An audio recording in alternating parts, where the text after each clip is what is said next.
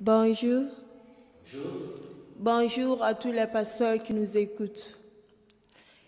Quant à vous, est-ce que tous les fidèles des églises qui se trouvent dans le monde iront tous au ciel?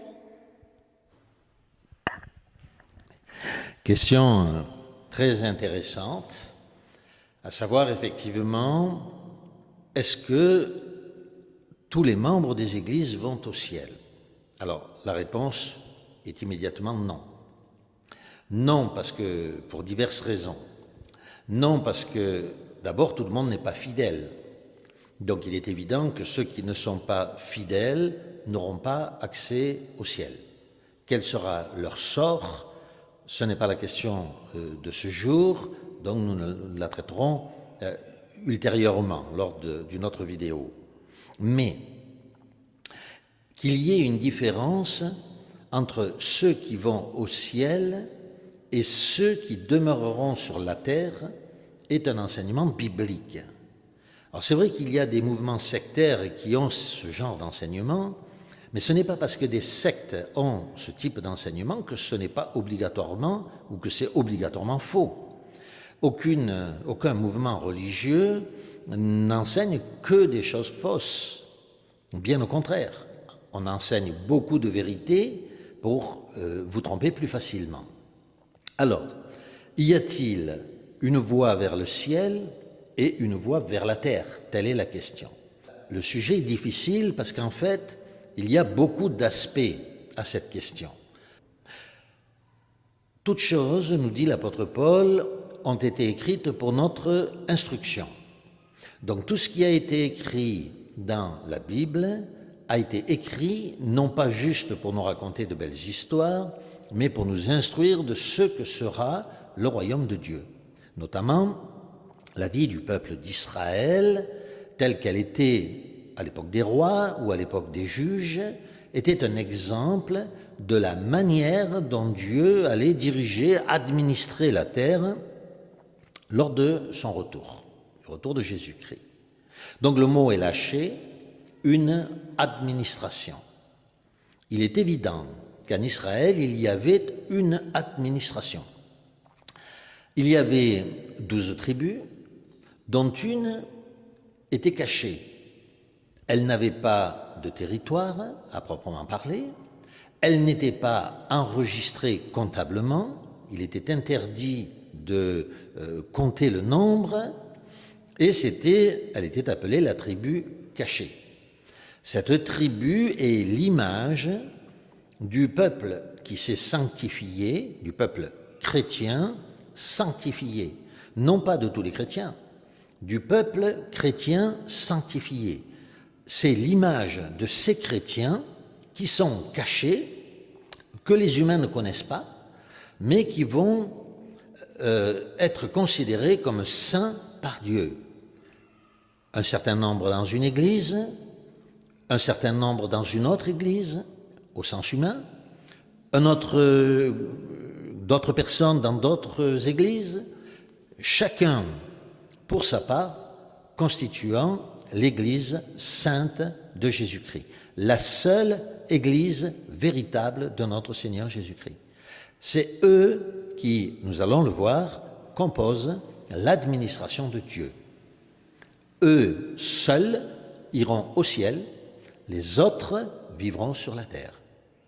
Alors nous allons essayer de voir quelques textes des Saintes Écritures et quelques enseignements des tout premiers chrétiens, fidèles bien sûr, sur cette question.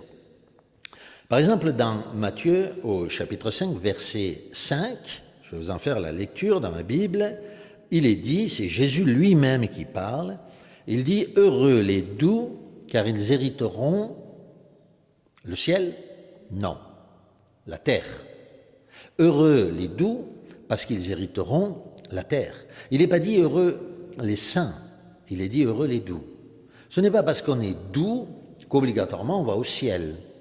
Si on est saint, oui, on va au ciel, nous le savons. Les saints hériteront du ciel. Mais heureux les doux, dit Jésus, car ils hériteront la terre.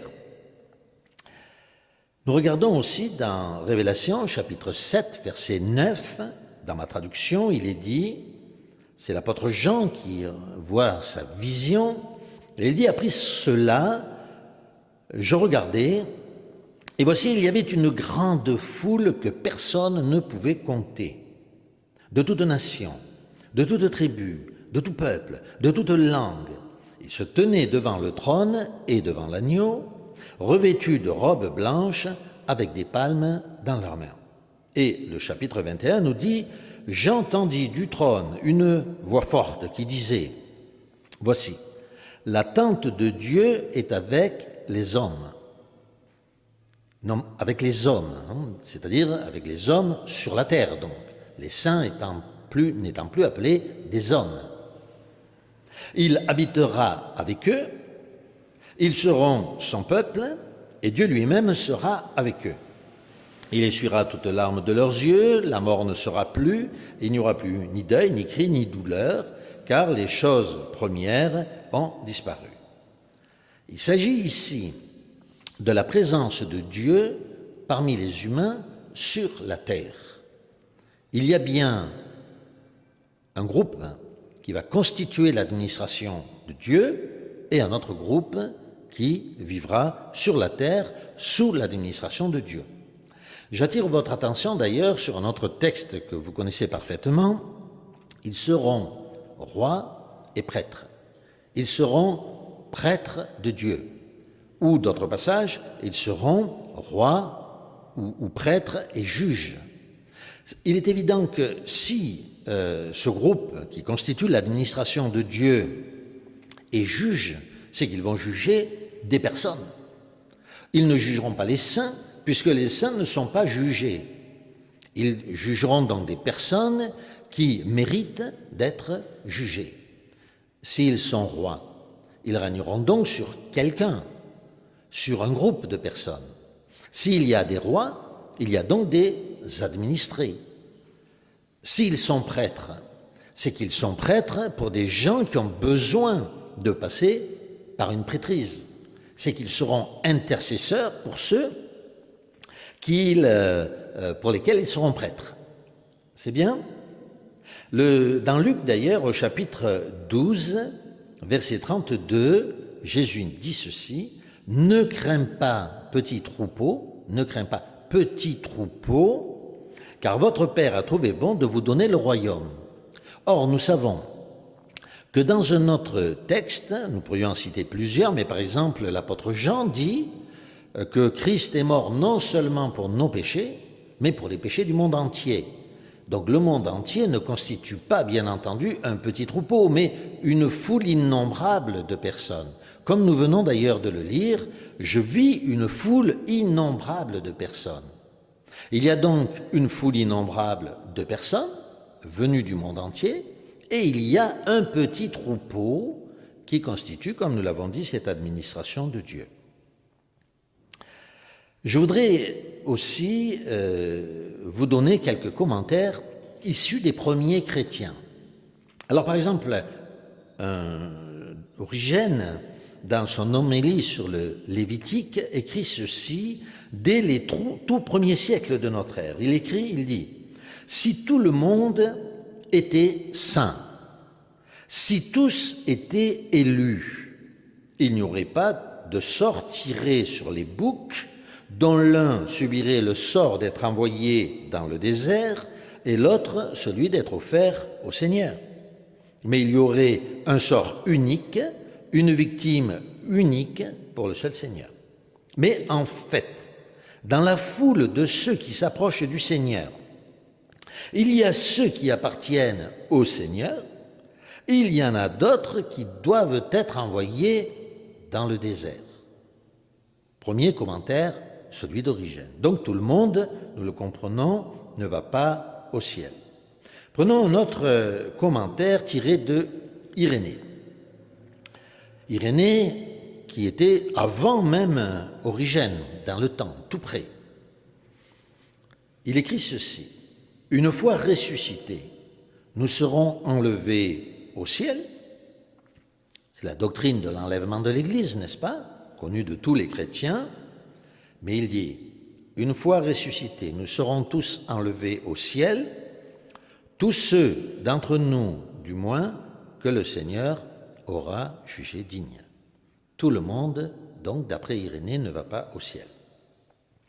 Et un peu plus loin, il écrit « Et comme le disent les premiers presbytes, c'est alors que ceux qui en auront été jugés dignes du séjour du ciel y pénétreront, tandis que d'autres jouiront des délices du paradis et que d'autres encore posséderont la splendeur de la cité. » Donc d'après lui, il y a ceux qui iront au ciel, ceux qui iront dans le paradis et d'autres dans la cité.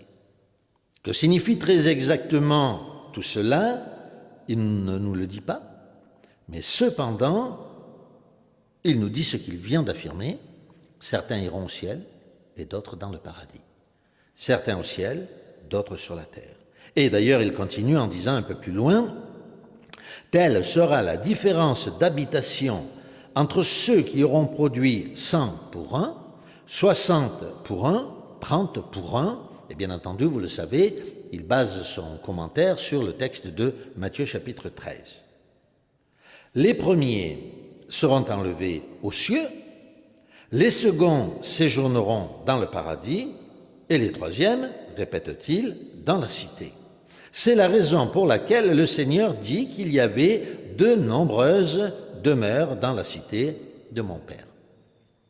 Et là, il nous cite le passage de l'évangile de Jean, chapitre 14.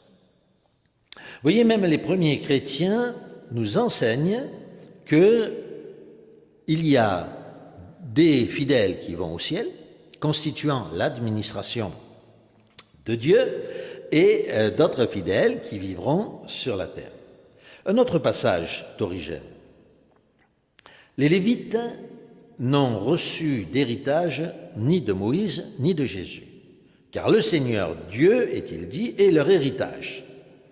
Quelle conclusion tirer de ce fait, sinon que dans l'Église du Seigneur, il en est qui passent tous les autres, ou qui surpassent tous les autres, par leur vertu et leur mérite. Car pour eux, nous dit l'Écriture, c'est le Seigneur lui-même qui est leur héritage. Voyons, continue-t-il, si la figure des prêtres ou des Lévites ne cache pas le sens suivant, à savoir, dans l'ensemble du peuple de Dieu, je veux dire ceux qui sont sauvés, la plus grande partie, à coup sûr, et le plus grand nombre ont la foi de ceux qui sont simples, dans la crainte de Dieu. Ils plaisent au Seigneur par leurs œuvres bonnes, par leurs mœurs honnêtes et la qualité de leurs actes, mais ils sont peu nombreux, au contraire, et très rares, ceux qui s'adonnent à la sagesse et à la connaissance, qui gardent leur cœur de toute souillure et cultivent dans leur âme les plus belles vertus. Leur connaissance leur permet d'éclairer la route que les autres, les plus simples, prennent pour venir au salut. Nous notons que, comme, selon ce que dit Origène, que comme dans le peuple de Dieu au temps d'Israël, il y a ceux qui sont simples, il y a ceux qui ont une foi, on va dire, ordinaire, mais qui ont foi, qui croient, et qui vivent saintement. Et puis il y a ceux qui, au contraire, augmentent leur connaissance et enseignent les autres. Cela est vrai déjà aujourd'hui au sein du peuple de Dieu, mais cela sera encore plus vrai, bien entendu, dans le royaume de Dieu. Ceux qui vivront sur la terre, parce que leur fidélité n'a peut-être pas été suffisante pour accéder au royaume de Dieu céleste, seront enseignés par ceux qui, au contraire, auront atteint ces demeures célestes, tellement plébiscitées par notre Seigneur Jésus-Christ. Bon? Oui, c'est bon. Et je suppose qu'il y a d'autres versets bibliques qui traitent ce sujet. Alors, comme je le disais au début de cet exposé, non seulement il y a des versets bibliques qui traitent de cette question, mais de nombreux versets bibliques, de nombreux témoignages des tout premiers chrétiens. Alors, il est évident que dans ces vidéos de quelques minutes, nous ne pouvons pas aborder tous les contours de cette question ou de ce sujet, mais nous aurons l'occasion de le faire à travers d'autres vidéos, car nombreux sont les témoignages et les versets qui attestent qu'il y a une administration céleste et une vie terrestre pour les autres. Nous pouvons remercier, je crois, tous les pasteurs qui nous écoutent et nous espérons qu'ils auront compris cet enseignement des Saintes Écritures.